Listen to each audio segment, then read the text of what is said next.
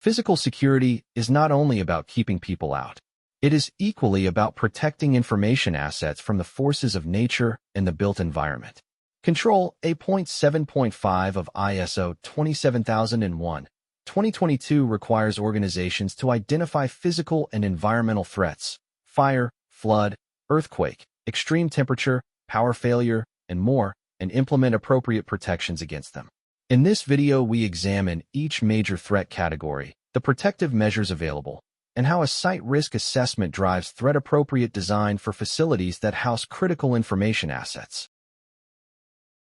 Let us begin by cataloging the physical and environmental threats that organizations must assess and address under Control A.7.5.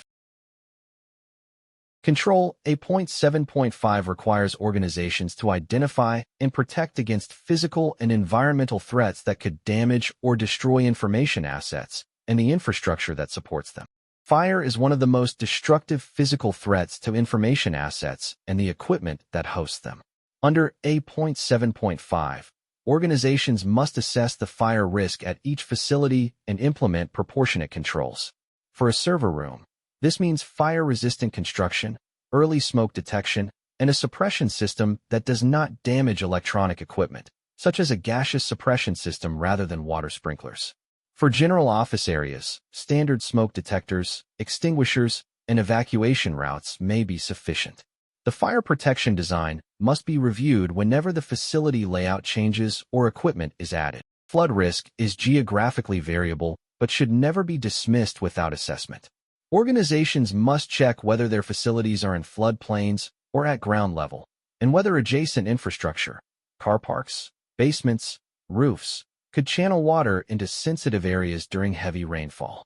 Controls include physical flood barriers, positioning critical equipment above floor level or in raised racks, implementing drainage and sump pump systems, and including flood scenarios in business continuity plans. Even a small plumbing failure can cause water damage to electronic equipment mounted at floor level. Power failure can disable all information processing systems even if no physical damage occurs. Uninterruptible power supplies, batteries that bridge the gap between a power failure and either restoration or an orderly shutdown, protect against brief outages and voltage spikes. For facilities requiring continuous availability, diesel or gas generators provide extended backup power. Surge protection devices guard against over-voltage events that can destroy electronic components. The power protection design must be sized to cover the full critical load, and backup power systems must be tested under load on a regular schedule.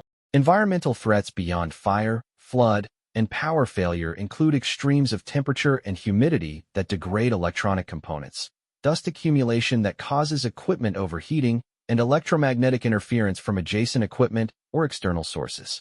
Data centers require precision air conditioning systems to maintain temperature and humidity within safe operating ranges. Equipment rooms must be kept clean. Sensitive electronic equipment in industrial environments may require electromagnetic shielding. A full environmental risk assessment identifies which of these threats are relevant to each facility and drives the appropriate protective measures. 4 concepts essential to designing and implementing physical and environmental threat protection under ISO 27001, 2022 Control A.7.5. A site risk assessment for physical and environmental threats begins with understanding the geographic and structural context of each facility. Is the building in a floodplain? What are the local seismic risk levels? Is the roof construction capable of handling extreme snow loading? Is the facility near industrial or chemical operations that could cause contamination? The assessment then considers the assets housed in the facility and the consequences of their loss or damage. The output is a prioritized list of threats with associated protective measures, forming the basis for the physical security investment plan for that facility. An uninterruptible power supply is a critical component of any facility hosting information systems that must remain available or shut down gracefully during a power failure. The UPS must be sized to cover the full connected load, not just a subset of equipment. The battery autonomy time must be sufficient to either bridge to generator startup, typically 10 to 30 seconds, or enable a complete, orderly system shutdown. UPS systems require regular battery testing and replacement, as batteries degrade over time and may fail to deliver their rated capacity when needed most.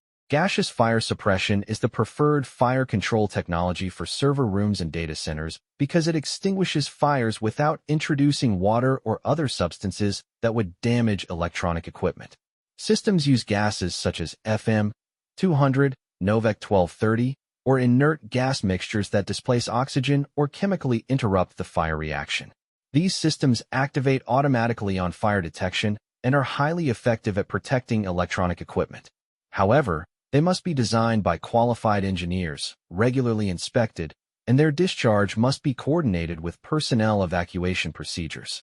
Electromagnetic interference is a threat to both the reliability of equipment and, in some security contexts, the confidentiality of information. Strong electromagnetic fields can cause data corruption in storage media and disrupt the operation of sensitive electronic systems. In high-security contexts, electromagnetic emissions from equipment can be captured and analyzed to recover information, a threat known as tempest. EMI shielding ranges from simple separation of sensitive equipment from interference sources to specialized shielded rooms designed to contain or block all electromagnetic emissions. Let us now examine how site risk assessment drives the selection and design of physical and environmental threat protections.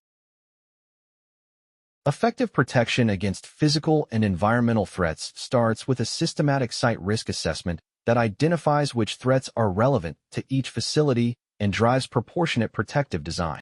The site risk assessment is the engine of A.7.5 compliance. It must be systematic, documented, and specific to each facility.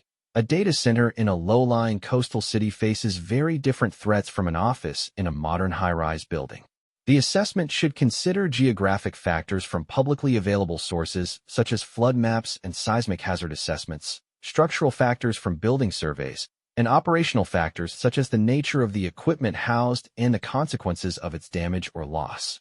The output drives all subsequent protective measure decisions. Proportionality is essential in physical and environmental threat protection. We do not install a gaseous fire suppression system in every office. We install it where the assets are sufficiently valuable and the fire risk sufficiently significant to justify the investment. Likewise, flood barriers are justified at ground floor facilities in flood risk areas, not at high-floor offices in low-risk locations. The protection design must reflect both the probability of the threat and the consequence of its impact. A low-probability, catastrophic consequence threat may warrant significant investment even if the expected frequency is very low. Physical and environmental threat assessments must include deliberate human threats alongside natural hazards. Vandalism can destroy physical infrastructure as effectively as a flood. Theft of physical equipment, servers, backup tapes, portable devices, is both a physical security incident and a data breach. Deliberate physical attack, from smash and grab to targeted sabotage, is a realistic threat for organizations in certain sectors. The A.7.5 risk assessment must consider all of these scenarios and incorporate appropriate deterrent and protective measures. Physical environments are not static. Building renovations change fire compartmentation. New equipment introduces new power demands that may exceed UPS capacity. Climate change increases flood risk in previously low-risk locations. Expanding operations into new geographic areas introduces location-specific threats. The site risk assessment must be a living document, reviewed at least annually and triggered by any significant change to the facility, its contents, or the external threat environment. This review cycle is integral to the continual improvement requirement of ISO 27001. Let us consolidate the essential points from our exploration of control A.7.5, protecting against physical and environmental threats. To master all 93 ISO 27001, 2022 Annex A controls with practical implementation guidance, real-world scenarios, and ready-to-use risk assessment templates. Enroll in our complete Udemy course today. Thank you for watching. If you found this helpful, please like and subscribe for more ISO 27001 control explainers. See you in the next video.